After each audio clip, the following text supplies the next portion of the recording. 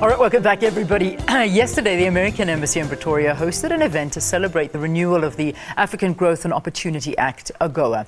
AGOA is a United States Trade Act enacted on the 18th of May 2000 to enhance market access to the U.S. for qualifying Sub-Saharan African countries.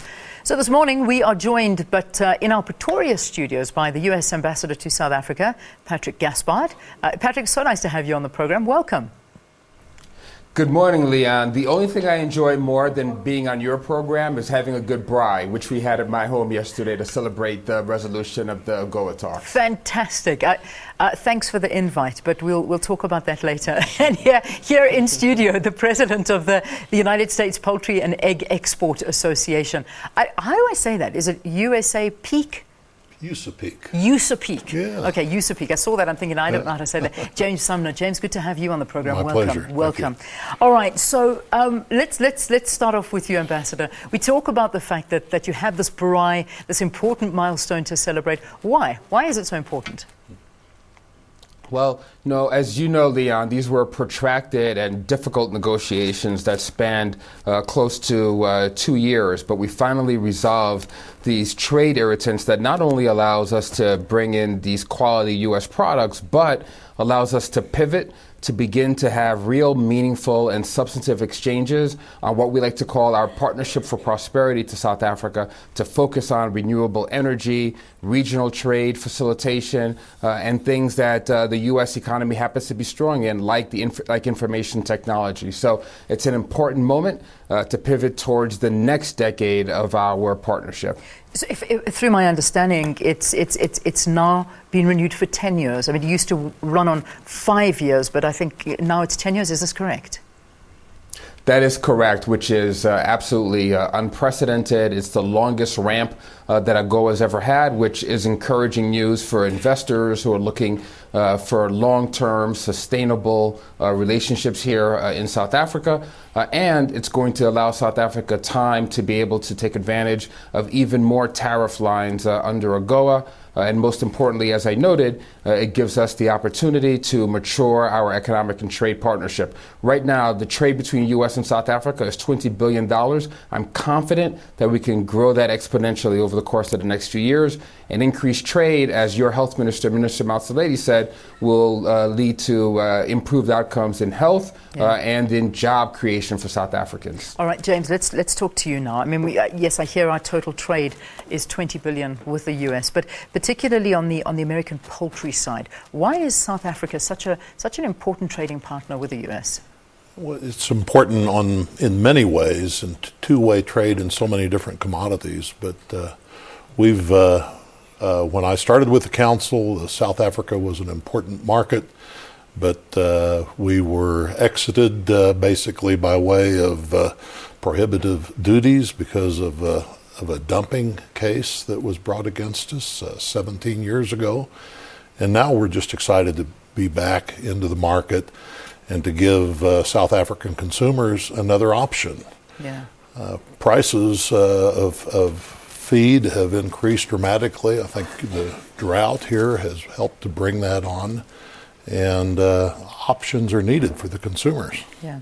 A lot of consumers, however, have been exceptionally worried about the produce that we're getting. Some people saying that it's American waste products that we're getting here in South Africa. The talk of anti-dumping.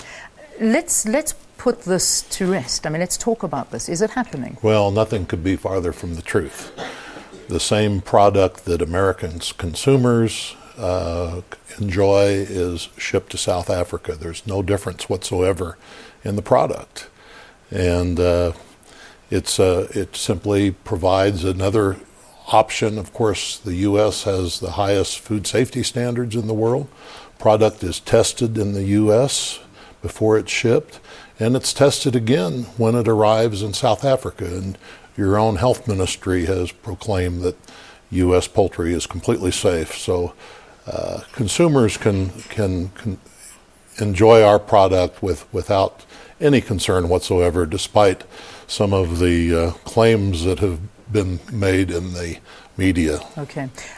Ambassador, obviously just, understanding why this is happening is that our producers cannot meet the demands of South Africa's appetite for, let's talk about poultry. I mean, that is the reality. That's what it's all about.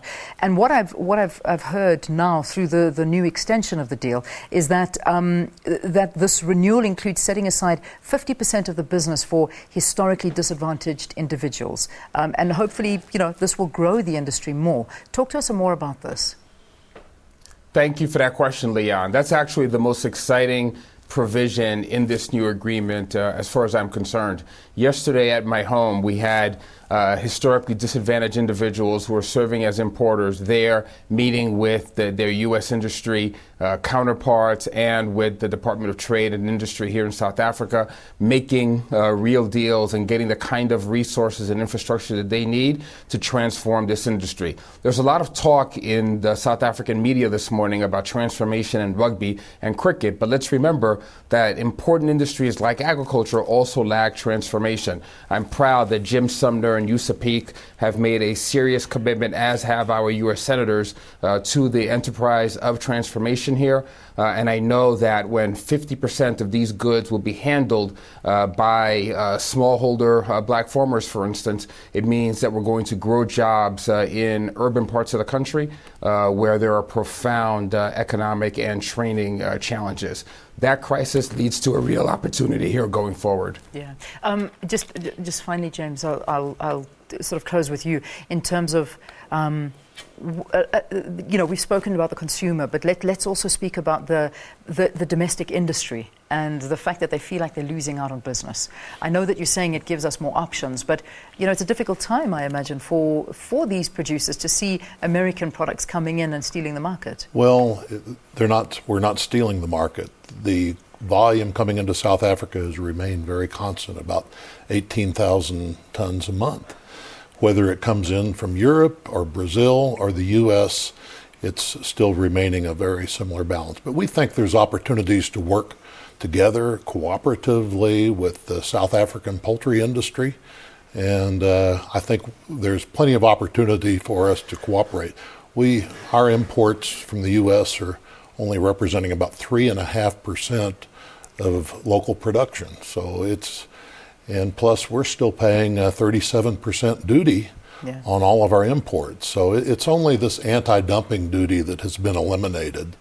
And we just hope to be able to play fair with the local industry. Let's leave it there for this morning, gentlemen. Thank you so much for coming in and talking to us. Patrick Gaspard is the U.S. Ambassador to South Africa, and we've also got James Sumner here, the President for the U.S. Poultry and Egg Export Council. Good to have both of you. Thanks so much for joining us. It's a pleasure. Thank you.